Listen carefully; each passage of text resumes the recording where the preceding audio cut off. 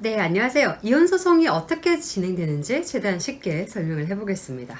자, 헬레나, 우리 와이프 이름이에요. 헬레나가 홍길동을 상대로 이혼을 구하고 혼인 파탄 책임이 남편에게 있다라고 또 위자료도 구하고, 그리고 재산 분할 구하고 아이들의 친권 양육권 본인이 가지겠다. 그리고 아이 한 명당 양육비를 각 100만 원씩 달라. 라고 하려고 합니다. 일단 본인이 원하는 바를 양식에 맞게 소장을 적어서 법원에 접수를 합니다. 법원은 이 소장이 들어오면 홍길동, 그러니까 피고에게 송달을 하게 됩니다. 우체국 등기로 보내고요. 법원은 홍길동에게 소장을 보내면서 30일 내에 답변을 해달라라는 안내도 함께 안내장으로 보내게 됩니다. 근데 이 홍길동이 30일 내에 반드시 답변을 해야 되느냐 하면 그건 아니고요. 권고사항이기 때문에 좀 늦게 답변을 하더라도 큰 일은 없습니다. 홍길동은 답변서를 내면서 그 와이프가 법원의 판단을 구하는 것, 그러니까 이혼할지, 위자료 줘야 되는지, 재산 분할, 애들 누가 키울지, 그리고 양육비 얼마나 줄지에 대해서 입장을 밝혀야 됩니다. 근데 만약에 홍길동이 역으로 그래, 이혼은 하겠다. 근데 나야말로 이 혼인이 당신 때문에 파탄이 됐기 때문에 위자료를 받아야 되는 사람이고, 또 내가 재산 분할을 받고 싶고, 또 아이들을 내가 키우고 싶다라고 이야기를 할 거면요, 적극적으로 본인이 원고가 되는 소를 제기를 해야 됩니다. 이런 걸 저희가 반소라고 하고요. 원래 들어왔었던 헬레나가 원래 걸었던 소송을 본소라고 해서 본소와 반소가 이제 하나의 절차에서 같이 진행이 되는 겁니다. 법원은 홍길동의 답변서가 들어오게 되면요, 재판 날짜를 잡아요. 이 재판 날짜를 우리는 변론기일이라고 표현을 합니다. 자, 변론기일 전에 홍길동이 답변서를 냈어요. 그리고 반소장에서 뭐 이러쿵저러쿵 주장을 하고 있습니다. 그러면 헬레나도 거기에 대해서 반박을 하고 싶을 거잖아요.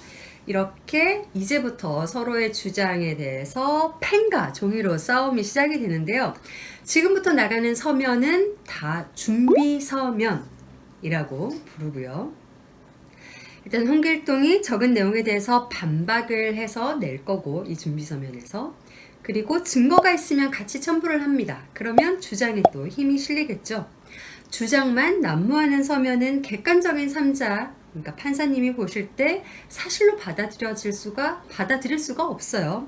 그래서 증거가 중요한데요. 아무래도 경험적으로 보면 헬레나 측에서, 그러니까 여성들이 남자들보다는 치밀하게 증거 수집을 잘 하는 것 같습니다. 준비 서면은 언제 제출을 해야 되냐면요, 재판을 진행하는데 지장이 없을 정도로 미리미리 내주시면 좋겠죠. 변호사들은요, 재판 날짜 전에 평균적으로 1개 정도의 준비 서면을 제출을 합니다. 많이 적고 또 자주 낸다고 해서 좋은 건 아니에요. 왜냐하면 판사님들이 굉장히 많은 사건을 동시다발적으로 처리를 하고 계시기 때문에 너무 장황한 서면은 판사님이 보기에도 피곤하시거든요. 그래서 오히려 원하는 바를 충분히 전달을 못할 수도 있기 때문에 너무 많은 서면을 적으려고 안 하시는 게 좋습니다. 자, 아까 다시 돌아가서 재판 날짜가 잡혔다, 그러니까 변론기일이 잡혔다라고 했잖아요. 변론기일에 변호사가 있으면 변호사만 출석을 해도 되고요. 자, 변론기일에 가면 판사님이 지금까지 냈던 서류에 대해서 진술하시죠? 라고 물어봐요. 그러면 그렇다라고 답을 하고요. 이제 앞으로 재판을 어떻게 진행할지에 따라서 다음 변론기일이 잡히게 됩니다. 자, 우리 사건에서는요, 헬레나와 홍길동 둘 다 이혼에는 동의를 하는데 서로 위자료를 받아야 되겠다, 그리고 서로 아이들을 키우겠다라고 주장을 하고 있어요. 법원은 이럴 때 가사조사 그리고 양육환경조사, 이 두 가지를 하라는 명령을 내리게 됩니다. 가사조사와 양육환경조사에 대해서는 상세하게 설명한 영상이 있으니까요, 그 영상을 클릭해서 확인을 해주시면 됩니다. 자, 가사조사를 하는 날, 그리고 양육환경조사를 하는 날은 법원에 소속되어 있는 조사관들이 날짜를 정해서 알려주게 되고요. 언제 오세요라고 하면 가정법원 내에 있는 이 조사관실로 가면 됩니다. 그리고 이날은 반드시 당사자 본인, 그러니까 헬레나, 홍길동 본인이 출석을 하셔야지 변호사가 대신 출석을 해서 진술을 해줄 수가 없어요. 그리고 뭐 보기 싫더라도 두 사람이 같이 있는 장소에서 주거니 받거니 조사가 시작이 됩니다. 자, 그러면 당사자분들이 조사를 받는 사이에 재판은 또 어떻게 진행이 되고 있냐 하면 그 사이에 이렇게 저처럼 성실한 변호사는 재산 조회를 들어가게 되는데요. 이제 저희가 재산 분할을 해야 되고, 분할을 하기 위해서는 상대방이 어떤 재산을 가지고 있는지 정확하게 파악을 해야 되지 않습니까? 그래서 법원을 통해서 뭐 은행의 조회도 넣고 여기저기에 이제 재산을 확인하는 절차를 하게 됩니다. 자, 상대방의 부동산, 예금, 보험, 퇴직금 등등 확인 가능한 모든 재산을 조회해야 되고, 또 예금 같은 경우는 은행마다 조회를 넣어야 되기 때문에 은행 개수도 많죠. 그리고 상대방이 좀 장기간 돈을 빼돌린 것 같다, 이혼을 오랜 기간 준비를 한 것 같다 라는 정황이 있으면 은행 기록도 1, 2년치 정도를 봐야 될 수도 있어서, 이렇게 되면 쌍방 재산 조회하고 또 회신 오고 그걸 또 정리하고 또 그 정리한 걸 저희가 재산 분할표라는 걸 만들거든요. 이런 걸 만드는데 시간이 걸리게 되고요. 이 재산 분할표라는 것도 준비 서면이라는 이름으로 법원에 서면이 제출이 되게 되는 겁니다. 또 원고가 주장하는 재산분할표가 있고 피고가 주장하는 게 있으면 또 쌍방이 서로의 주장에 대해서 반박하는 서면을 또 적겠죠. 법원은요, 아까 변론기일이 재판이 열리는 날짜라고 했는데 이 변론기일을 4에서 5주 정도 시간을 떨어뜨리고 잡게 됩니다. 그래서 영화나 드라마에서 보면 재판 날짜에 뭔가 엄청나게 뭐 말로 설득을 하고 뭐 쇼맨십도 보여주고 한다고 생각을 하시는데 실제로는 그렇지는 않고요.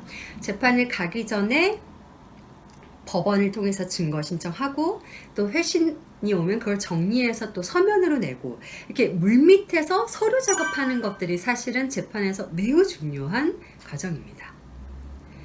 만약에 재판 날짜에 갔는데 아직 더 회신 올 게 남아있다, 아니면 더 신청할 게 남아있다, 그러니까 법원을 통해서 증거 신청할 게 남아있다, 이러면 판사님 저희 다음 재판 한 번 더 잡아주세요 라고 이야기를 해서 다음 변론기일이 잡히게 됩니다. 그래서 변론기일은 1차, 2차, 3차, 4차 이런 식으로 계속 잡히게 되는 거죠. 이혼소송을 하는데 시간이 얼마나 걸리느냐라고 많이들 물어보시는데요.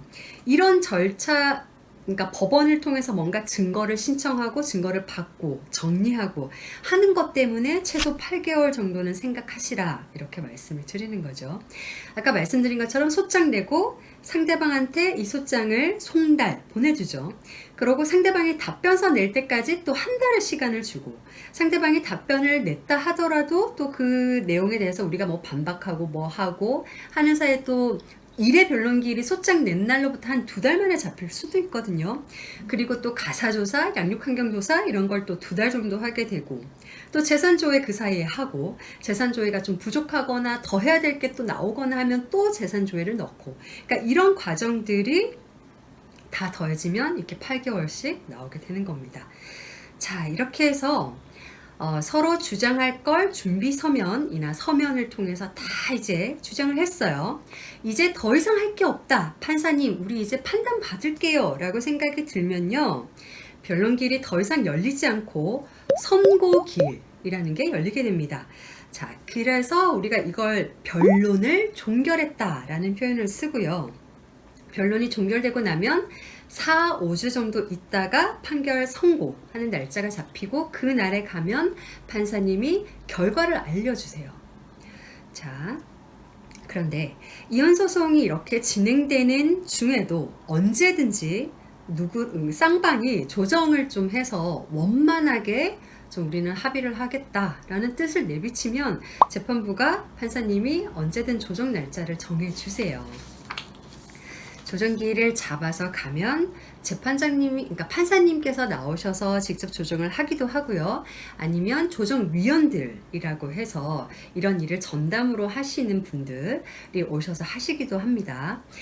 조정은 말 그대로 우리 서로 좀 양보하자, 판결로 가지 말고 서로 양보해서 빨리 끝내자라는 거고요.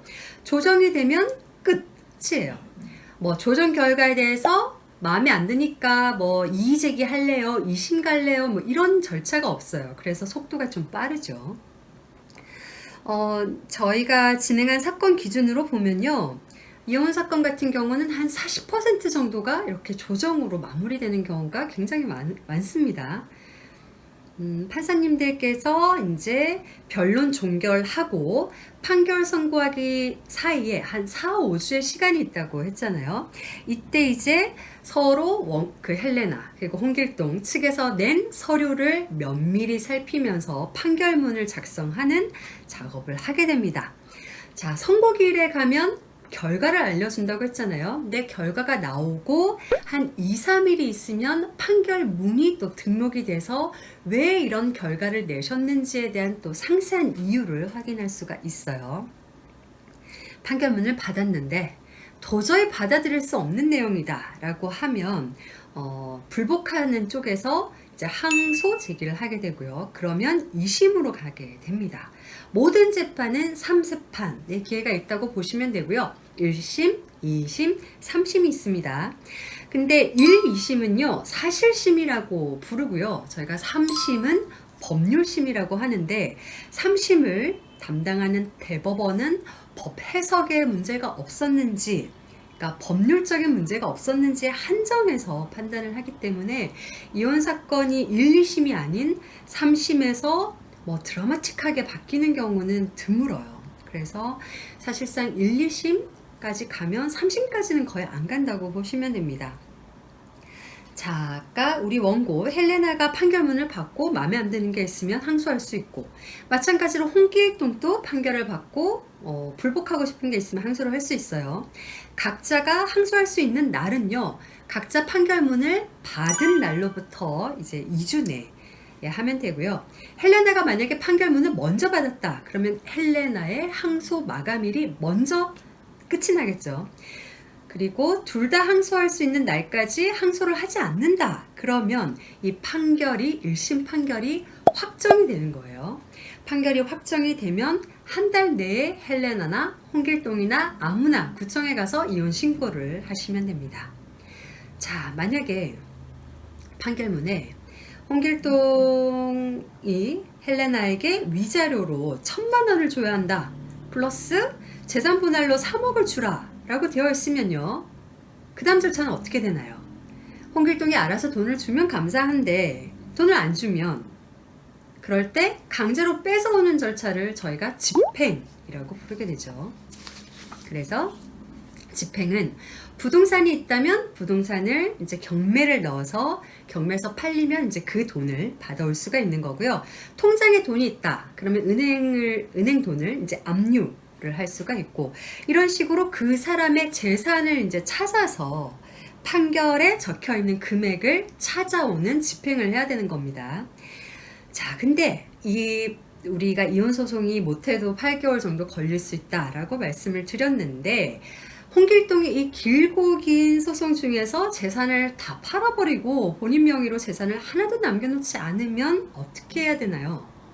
그래서 이혼 소송을 하기 전에 가압류, 가처분, 이런 보존 처분을 해서 일단 재산을 묶은 상태로 소송을 하게 됩니다. 그래서 가압류, 가처분 이렇게 가짜가 붙는 이유는 임시로 묶는 거라서 그렇고요. 그래서 묶어놓고 시작을 하니까 중간에 뭘 팔아버리거나 하지를 못하게 되겠죠. 자, 또 재판이 길어지다 보니까요, 그 사이에 당장 우리 애들 분유값은 어떻게 해야 되나요? 하시는 분들이 있어요. 그래서 법원에서는 그 사전 처분 신청을 하면 소송 진행 중에도 판사님이 홍길동아, 지금 애들을 헬레나가 데리고 있으니까 월 얼마씩 좀 주세요 라고 하거든요. 근데 이거는 판결이 아니기 때문에요, 만약에 안 주고 쌩을 깐다. 그래도 당장 집행하거나 할 수 있는 방법이 없어요. 다만 판사님이 굉장히 괘씸하게 보겠죠. 그래서 양육비도 안 주는 사람이 나도 양육권자가 될래요 라고 이제 주장을 해봤자 판사님이 볼 때는 굉장히 성숙하지 않은 양육권자다. 애들을 위하는 마음이 없다라고 봐서 그 사람은 더더군다나 양육권을 가져가는 게 힘들어집니다. 자, 이렇게 이혼 소송의 대략적인 절차를 살펴봤습니다. 네, 시청 고맙습니다.